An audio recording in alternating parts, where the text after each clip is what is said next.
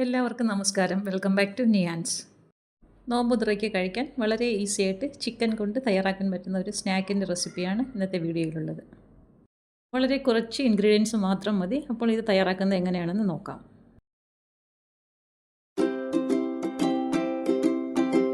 ഇതിനു വേണ്ടി 100 gram boneless chicken മിക്സിയുടെ ജാറിലേക്ക് ഇട്ട് കൊടുക്കാം.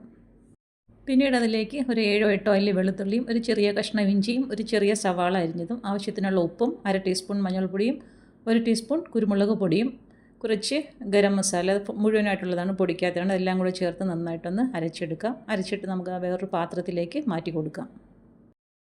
ഇനി ഈ അരച്ചെടുത്ത കൂട്ടിൽ നിന്നും ചെറിയ ചെറിയ ഉരുളകളാക്കി ഇതേപോലെ തയ്യാറാക്കി എടുക്കാം. കയ്യിലേക്ക് വെച്ച് കൊടുത്ത് ആവശ്യമെങ്കിൽ കുറച്ച് എണ്ണ ഒന്ന് കയ്യിലേക്ക് തടവി കൊടുക്കാം. അതിനുശേഷം ഇതേപോലെ കുഞ്ഞു കുഞ്ഞു ബോൾസാക്കി ഇതിനെ തയ്യാറാക്കിയെടുക്കാം.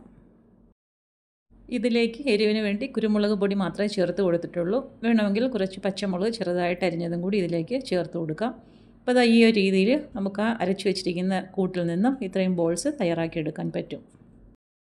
അപ്പോൾ ഇങ്ങനെ ഈ ബോൾസ് എല്ലാം തയ്യാറാക്കി എടുത്തതിന് ശേഷം ഒരു പാത്രത്തിലേക്ക് ഒരു കോഴിമുട്ട ഉടച്ചൊഴിച്ച് കൊടുക്കാം. ഇനി അത് നന്നായിട്ടൊന്ന് ബീറ്റ് ചെയ്തെടുക്കാം. ബീറ്റ് ചെയ്തെടുത്തതിന് ശേഷം വേറൊരു പാത്രത്തിലേക്ക് കുറച്ച് ബ്രെഡ് ക്രംസും കൂടി എടുത്ത് വയ്ക്കണം. അപ്പോൾ ഓരോ ബോളും ഇതേപോലെ മുട്ടയിലേക്ക് ഡിപ്പ് ചെയ്തെടുത്തതിന് ശേഷം ബ്രെഡ് ക്രംസ് കോട്ട് ചെയ്തെടുക്കാം.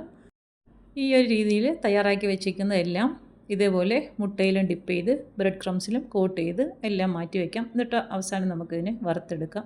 അപ്പോൾ ഈ ഒരു രീതിയിലെല്ലാം കോട്ട് ചെയ്തെടുത്തിട്ടുണ്ട്. ഇനി നമുക്കിത് ഒരു സ്ക്വയർ ഉപയോഗിച്ച് ഇതിനെ ഒന്ന് കുത്തിയെടുക്കാം. അപ്പോൾ ഓരോന്നും എടുത്ത് ഇതേപോലെ ഒന്ന് ചെറുതായിട്ടൊന്ന് കുത്തി കൊടുക്കാം.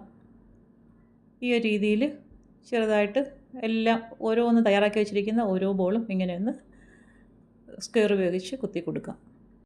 ഇത് നമുക്ക് ഈ സ്ക്വയർ ഉപയോഗിക്കാതെ തന്നെ എണ്ണയിലേക്കിട്ട് വറുത്ത് കോരിയെടുക്കാം. അപ്പോൾ കാണാനൊരു ഭംഗിക്കും അതുപോലെ തന്നെ ഇതിൽ പിടിച്ച് കഴിക്കാനും നല്ലതാണ്. അപ്പോൾ അതിന് വേണ്ടിയാണ് ഈ സ്ക്വയർ ഇങ്ങനെ കുത്തി കൊടുത്തിരിക്കുന്നത്.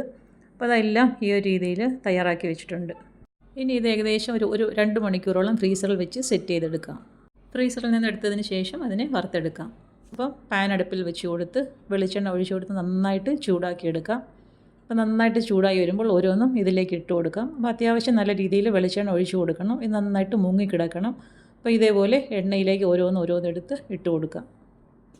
ഇത് വളരെ പെട്ടെന്ന് തന്നെ ഫ്രൈ ആയി കിട്ടുന്നതാണ്. അപ്പോൾ എണ്ണയിലേക്ക് ഇട്ട് കൊടുത്ത് പെട്ടെന്ന് തന്നെ തിരിച്ചു മറിച്ച് വിട്ട് നല്ലൊരു ഗോൾഡൻ ബ്രൗൺ കളറാകുമ്പോഴേക്കും എണ്ണയിൽ നിന്നും കോരി മാറ്റാം. അപ്പോൾ നമ്മൾ ഇട്ട് കൊടുത്തതൊക്കെ നന്നായിട്ട് ഫ്രൈ ആയി പരുവായി വന്നിട്ടുണ്ട്. ഈ ഒരു സമയമാകുമ്പോഴേക്കും എണ്ണയിൽ നിന്നും കോരി മാറ്റാം. നന്നായിട്ട് കളറൊക്കെ മാറി വന്നിട്ടുണ്ട്. അപ്പോൾ ഇനി ഓരോന്നും എടുത്ത് പാത്രത്തിലേക്ക് മാറ്റി കൊടുക്കാം.